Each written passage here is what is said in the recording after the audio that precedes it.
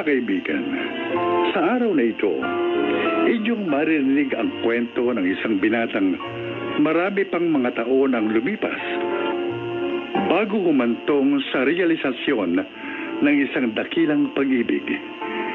Siya ay si Oji.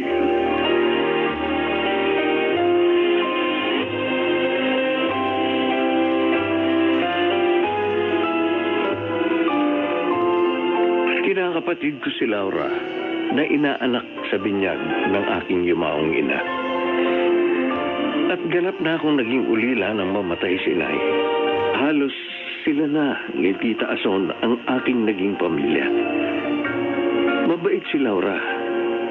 Sa kabila ng marami kong kalokohan at kapalpakan sa buhay, hindi nagbabago ang maganda niyang pakikitungo sa akin. Kaya naman, minahal ko rin siya na parang isa kong tunay na kapatid.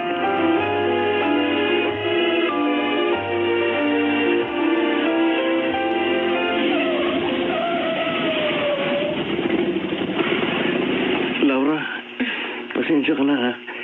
Late na naman ako sa usapan natin. Hindi ko kasi natanggihan yung birthday ng isang kasama kong rider eh. Alam mo na ha, pakikisama. Okay lang yun, Oji. Hindi mo na kailangan mag-sorry. Ako ang naiiya sa'yo dahil naabala ko yung mga lakad mo. Teka. Saan ka ba pupunta ngayon? Magpapahatid nga sana ako sa'yo sa may istasyon ng LRT. Pupunta kasi ako ng Baklaran para mamili ng mga paninda ko sa midnight sale. Tapos, kapag pauwi na ako, pwede bang i-text kita para sunduin mo naman ako? Oo ba? Walang problema. Tara na. Umangkas ka na sa motorsiklo ko para maihatid na kita sa istasyon ng LRT. Ang tanong, baka naman nakainom ka kung saan tayo pulutin kapag sumemplang yung motorsiklo mo. Hindi Nakikain lang ako sa handa ng kasamahan ko. Tapos, konting pakipagkwentuhan para hindi naman siya magtampo sa akin. Saka diba, nangako ako sa iyong hindi na ako iinom ng alak kahit kailan. Para rin po kasi sa iyo yun yung sinasabi ko. Lalo na, nagmamaneho ka araw-araw ng motorsiklo dahil sa trabaho mo. Kaya ang number 1, talagang dapat mong pakaiwasan, yung pag-inom ng alak. Kaya kahit tansan, wag mo na rin aamuyin para hindi ka matuksong malasing. Opo, Sister Laura. Tatandaan ko po yung sinabi niyo. Pero pwede po bang umangkas na kayo rito sa motorsiklo bago pa humaba yung panenermon nyo? Tara na, no?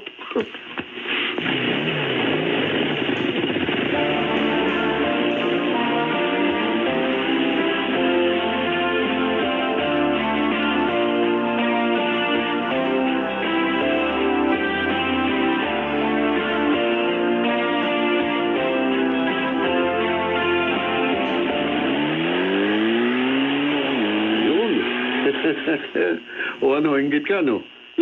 Ang sama-sama na naman kasi ng tingin mo kina Ojit Laura. Samantalang magkaangkas sa motorsiklo. Ang pesting Laura kasi na yun Oh. Yun ang dahilan. Kaya hindi ko masol-sol si Oji. Parang sawa, lagi nakalingkis. Isang bagay lang yun, Frida. Ibig sabihin, hindi ka type ni Oji. Ganun? Trip ka lang niya bilang isang barkada. Tulog-gulong, ha? Oo.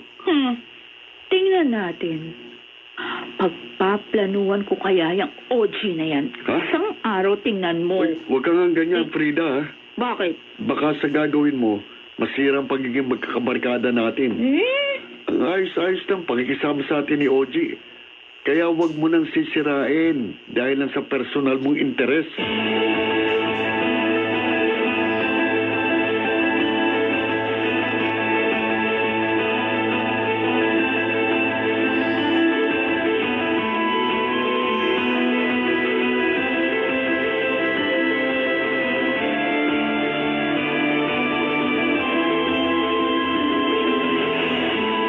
Laura, anak, hindi ka pa ba matutulog?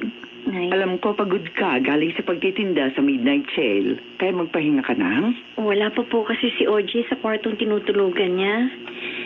Hindi pa po pala siya umuwi na Hinintay ko nga po siya dumaan doon sa pwesto ko sa midnight sale. Pero hanggang magsara ko, hindi siya dumating. Tinext ko naman pero hindi naman nagre-reply. Ay, nako. Jack, na napadpad na naman yung kung saan. Kasama yung barkada niya. Alam mo naman, napakalagalag ng kinakapatid mong yun. Walang kasawa-sawa sa paglalamyerda. Hintayin ko na lang po siyang makauwi, Inay. Ako na lang po magbubukas ng pinto para sa kanya.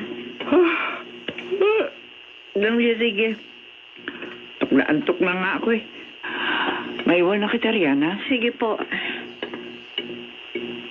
Ay, Nay. Oh, eto nag-reply na si Oji. Ha?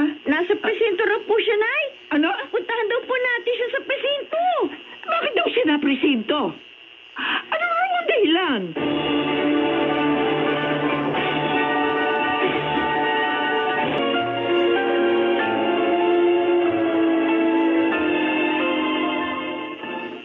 Aray, huwag mo naman masyadong pakatiin ang pagpapahid ng gamot sa mukha ko. Masakit eh. Kung bakit naman kasi?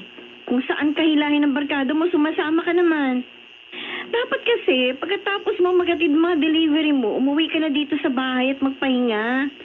Matuto ka naman tumanggi sa mga kabarkada mo, puro pasarap lang ang alam sa buhay. Nagkataon lang na na-trouble kami kagabi.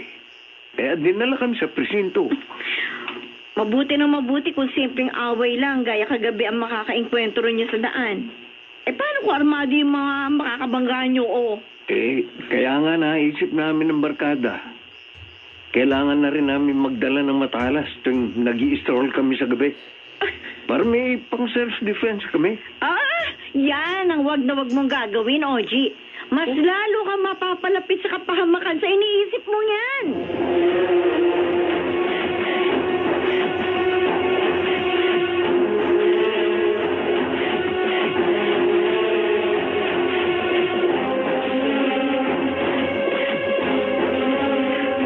Wow! Ang layo ko pa lang. Pero umaalingasaw ng pabango mo, ha, Frida. Bakit mo? Hindi naman ikaw hinihintay kung dumating, no? Kaya pwede ba umalis ka dyan? Alis! Teka. Huwag mo sabing... Tama. Tama hula mo. Si OG hinihintay ko. Magiinuman kaming dalawa dito. At obvious, hindi ka kasali.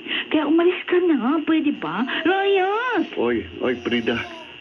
Alam ko yan nasa tuktok mo, ha. Huwag na huwag mo sisirain ang buhay ng best friend ko. Diskarte ko to, huwag kang epal. Diskarte. Sige, pag di ka pa umalis dyan, babato ko sa'yo lahat ng basyong bote ng alak na nasa harapan ko. Frida. Ano? Di ka ba alis? Sige, bigyan lang ako tatlo. Oo na. Ano mo? Alis na ako. Umalis ka na. Alis na ako. Pero ang tigas talaga ng mukha mo. Pati barkada natin, tinatalo mo. Diyan ka na nga, buwisit ka.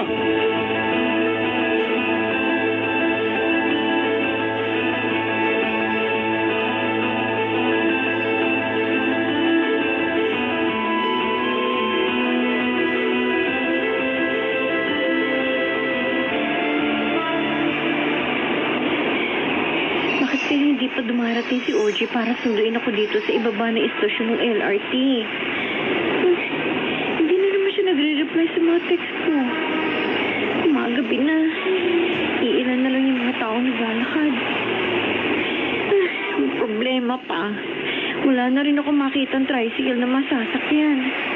Ang dami ko pa naman dalang pinamili. Oji. Kunta po. Huwag na huwag kang sisigaw. Madala akong mapikon. Teka. Itutusok ko agad sa tagiliran mo ang dala kong patalim. Kapag pumalag ka, kaya bigay mo sa akin ang cellphone mo. Kaya pagka mo. Pero... Ayaw mo pang bigay, ha? Di ba sabi ko sa'yo, madali akong mapikon?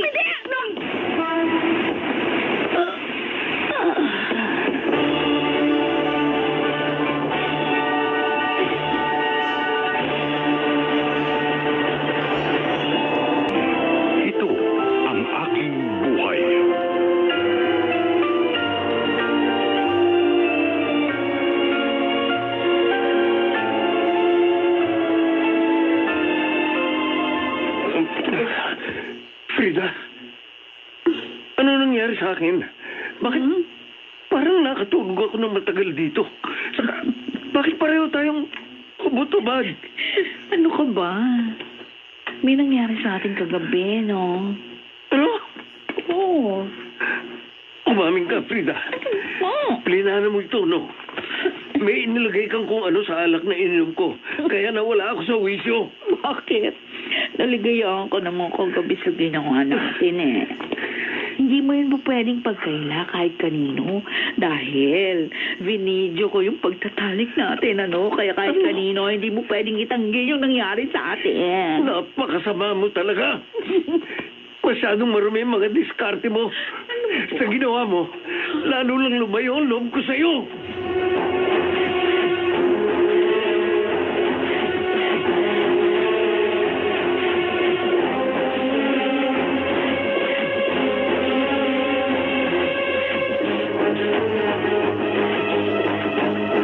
Donnie!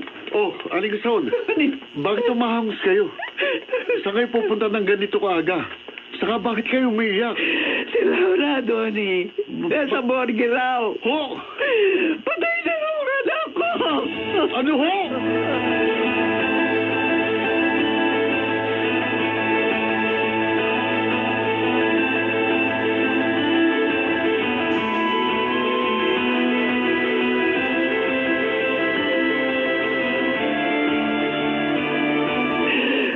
Umaga na matagpuan siyang patay sa ibaba ng istasyon ng LRT.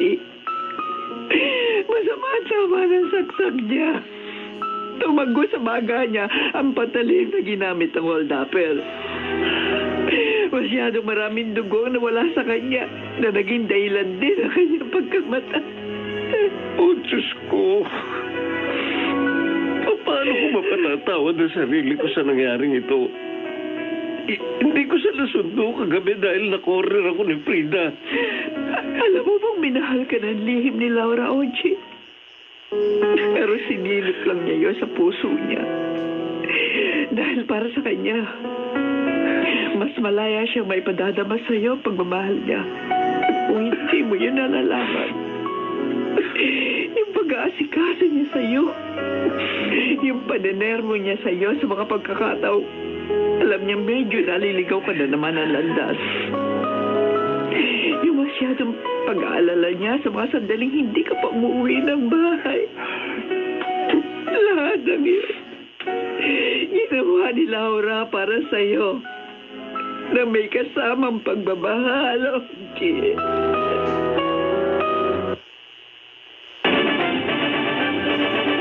Flash Report.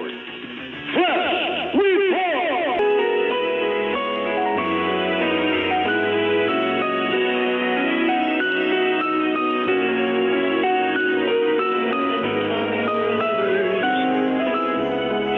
To give her everything. Laura, Flowers, minahal din kita. presents, and most of Isang all, pagmamahal na totoo at walang kapantay. she saw us.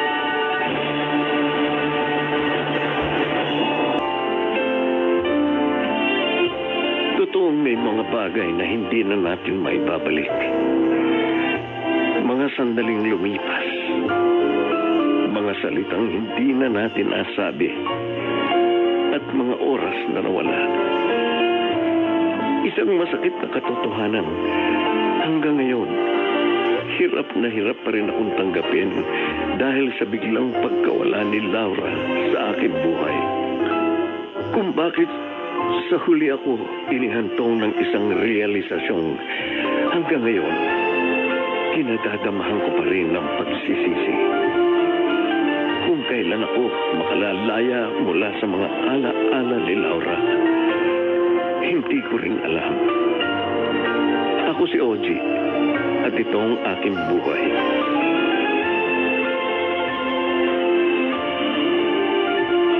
Umiibig tayo para din sa isang tapat na pag-ibig. Hindi makasarili, walang hangganan, at inihahantong tayo sa pagiging isang mas mabuting individual. Mga nagsiganap, Chiquit del Carmen Amor, Phil Cruz, Susan Robles.